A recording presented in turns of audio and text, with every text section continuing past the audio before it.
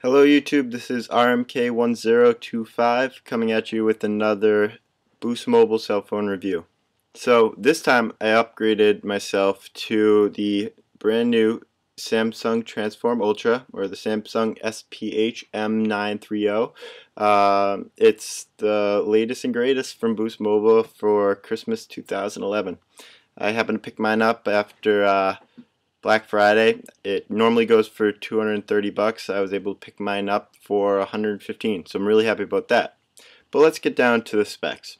So right off the bat, you can tell that this is a pretty quality built phone. It's a little heavier than your average phone. It weighs 4.9 ounces as opposed to 4.3 ounces for your average phone. I personally prefer a heavier phone. I like to feel it in my pocket, so this is great.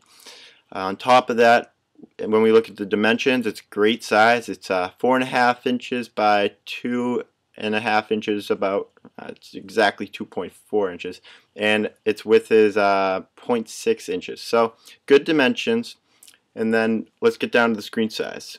So turn it on, and there you can see a 3.5 inch screen, and it has a resolution of 320 by 480 pixel resolution. It's got a 320 by 480 pixel resolution. It's running Android operating system. It's Gingerbread 2.3, so comes standard, so that's great. It's right up in line with the current operating systems.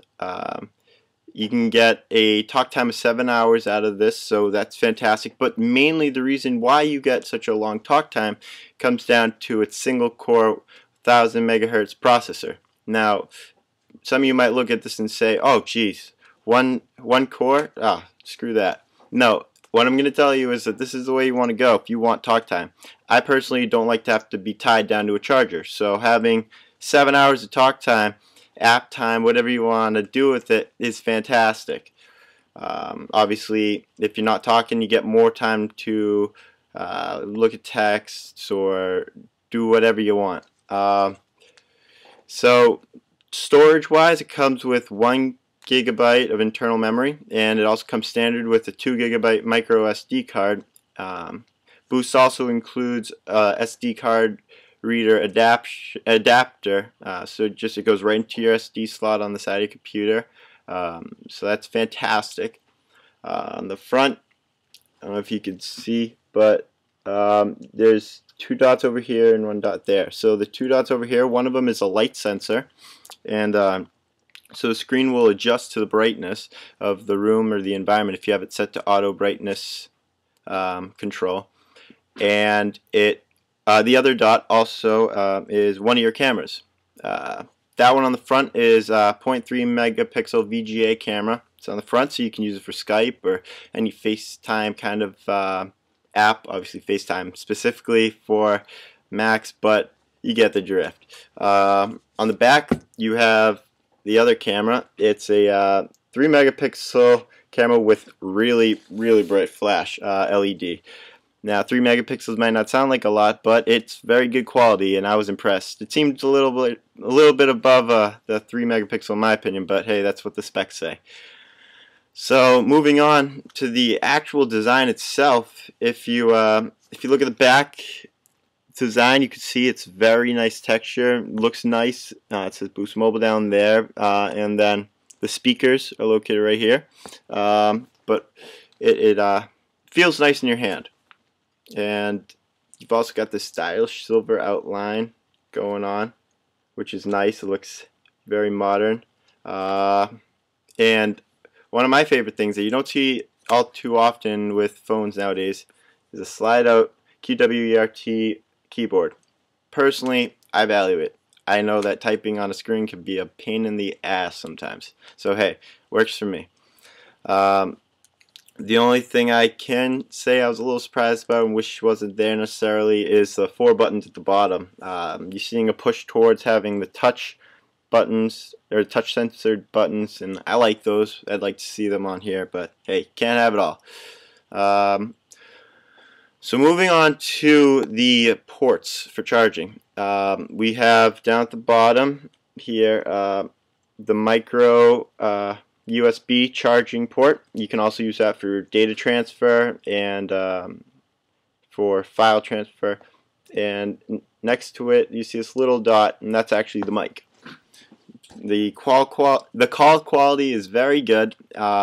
People I've called have had no complaints, and me coming from a Sanyo Incognito to this, I've been told is a great improvement. I also tend to use Bluetooth when I call from the house, and just helps me get service because my area isn't the best, but hey, whatever works for you, right? So for the Bluetooth quality, it's fantastic. I love it. I can walk all over the house with it, and it works perfectly. And I just leave my phone, because my house is a death trap along with the rest of the neighborhood. But I can leave my phone on the windowsill, have plenty of service, and I can talk all throughout the house with it. Moving on to some of the frills of the phone itself. We have a built-in GPS, obviously, since it's Android. We have alarm clock, calculator, calendar, email, texting, all the above. And they all work phenomenal. Wi-Fi and mobile hotspots is a nice plus as well. But I suppose you guys want to see a little bit about the phone itself and the interactions, so let me give you a look. Actually, let me start here. First off the bat, you can see you got the screen, passcodes. So I'm just throw mine in. Alright, now you get your basic layout. You got the 5 screens. A little hard working backwards, but you got the 5 screens standard for Android phones. And then you've got your apps list, which I've got a galore of them. And then if you take a look at the bottom, you'll see there aren't 4 different options, but rather 3. You got the phones, the apps, and this thing called Mobile ID, which is Boost Mobile's thing. It's supposed to enable you to have the ability to choose a layout for your phone. If you like music, it sets up apps for all music-oriented topics and genres. So I mean, hey, it's not my thing, but maybe one of you guys would enjoy it. You can run a whole assortment of apps on here, so it's great. I just installed Avast Mobile Security. I'm a big fan of it, actually. I like it. And then along with that, I've got a bunch of other things. You can have folders, standard stuff, web browsing. Let's see if I've got enough service, and I do. Look at that. See, it even gets service in a terrible area. Let's see. I'll just pull up one of my bookmarks. Let's see. We can go just to the reboost for you. Now, my home internet on my phone obviously isn't that good, so it might take a little while to load if it decides to load at all. But I can assure you it's quick when you get good service and you're in a good area. Yeah, so all in all, I really like this phone. I feel strongly about it. I enjoy using it, and I think it is the top of the line, and it's something great to see out of Boost. Finally, we have a Droid phone that's quality and quality assured. So I'm glad about that, and I look forward to see where Boost goes from here. I know I'm a happy customer. Also, if you've got the $50 unlimited plan, it's going to go up $5 once you get the Android phone because of the extra data that will be consumed using their phone plan. And but it's not something you have to worry about, because if you're on the $50 unlimited plan, you can also get it with shrinkage, which means that it will go down over time $5, which is phenomenal. Brings you all the way down to, I believe it would be $40 instead of the $35, because it is a Droid phone and it's a $5 extra charge. But it's worth it in my book.